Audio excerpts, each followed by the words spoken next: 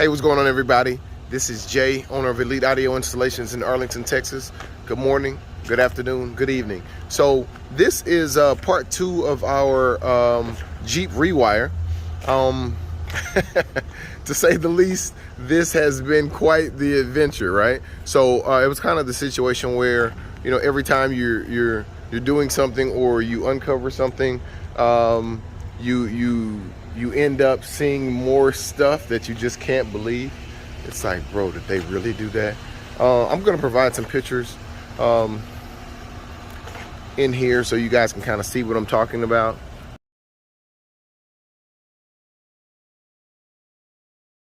Just in a few areas, but the customer is going to upgrade a few of the amplifiers that he's still using currently, but as far as all of the wiring issues, we totally got that taken care of, so he has no more wiring issues, but he's definitely going to gain quite a bit more power once he adds a few other amps. So let me show you what we did here.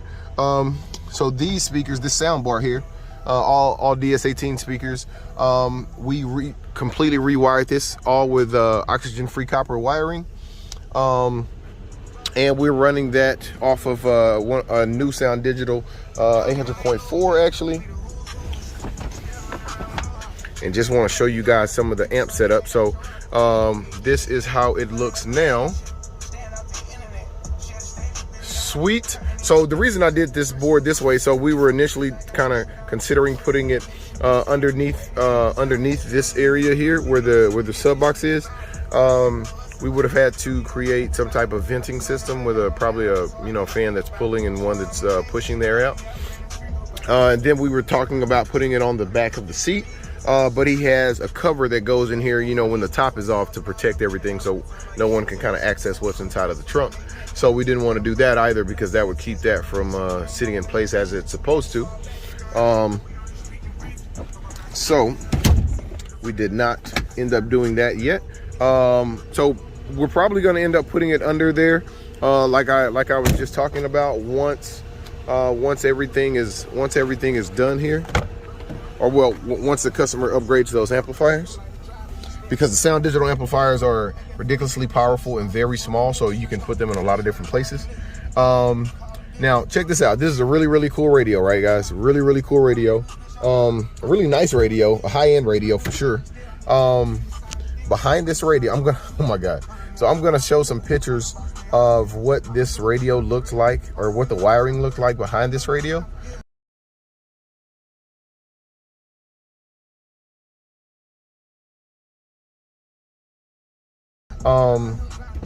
I'm not gonna say the name of the shop.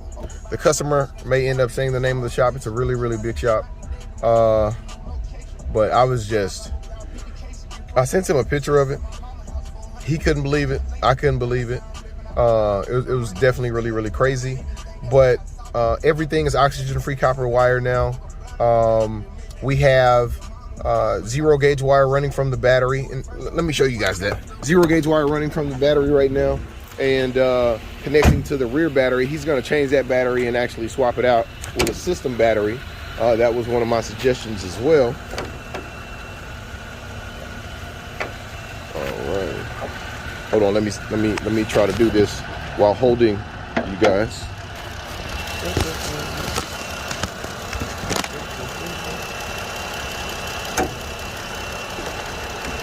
All right, here we go. Okay, so here's the fuse holder that was added here. So we added a piece of ABS and got that mounted to the side over here. This is really secure, and you see we use 0 gauge throughout, right? He's not going to have any problem with voltage drop or anything of that sort. So of course we have the connection fused to this battery. And when you're running a second battery, guys, you definitely want to remember you need to have a fuse connection at the other end of that same exact wire. So you have a fuse on one end and you have a fuse on the other end that's located as close as possible to both of those batteries. The reason being is, if you only have a fuse on the front and you don't have a fuse on the rear battery, if something ever happens to that wire, you're going to have so it's going to blow the fuse in the front, but you're going to have continuous power still coming from the battery in the rear. Okay, So that battery in the rear, what'll happen is, even if you have a fire extinguisher, that wire is going to get red hot and it's going to continue to burn. It's definitely going to catch something on fire. And even if you have a fire extinguisher and you put it out, that wire is going to continue to be red hot until that battery either explodes or runs out of juice. So that fire is going to continue to start back up. So eventually you're going to run out, you know, eventually you will definitely run out of of your fire extinguisher fluid. But that's just one of the big things to remember. You always want to have a fuse connection going to and or coming off of a battery. And let me actually make this make sense for you guys real quick. And so on this one, you actually can't see that other fuse. So the other fuse is on the other side of the battery. But from the battery right here, we have the wires coming off and coming into a distribution block that is fused. So, you know, you always want to have those wires fused for sure. And if anything happens, you're going to be good. You know what I mean? You'll just have to change a fuse and you won't have to buy a new vehicle. All right. All right, guys, this has been kind of a review of what we had done. Thank you guys for checking us out. Elite Audio Installations, Arlington, Texas. Let's go. Okay, guys, now you know we had to play the music, right? Okay, so we have 212s in here. They are not running on much power at all right now, literally under 400 watts right now, but the customer is going to upgrade the amplifier so we can do a lot more power to those subs, and it's going to sound amazing. It sounds great right now, but it will blow you away later. All right, so let's get back to the music. All right.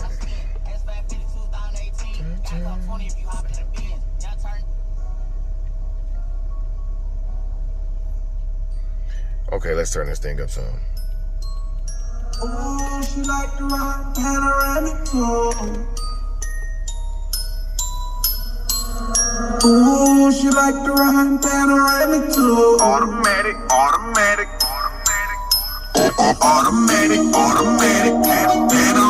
cool. That's my girl. She like to ride panoramic tour. We can't take the stars through this panoramic roof. We can't. On my lean, wouldn't you believe I'm blowing up? Getting 50 G's a feet and my show price is going up. Hard to deal with this.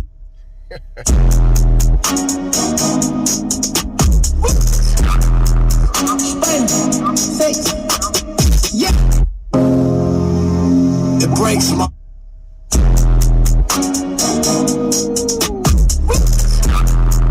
Spin, six, yeah.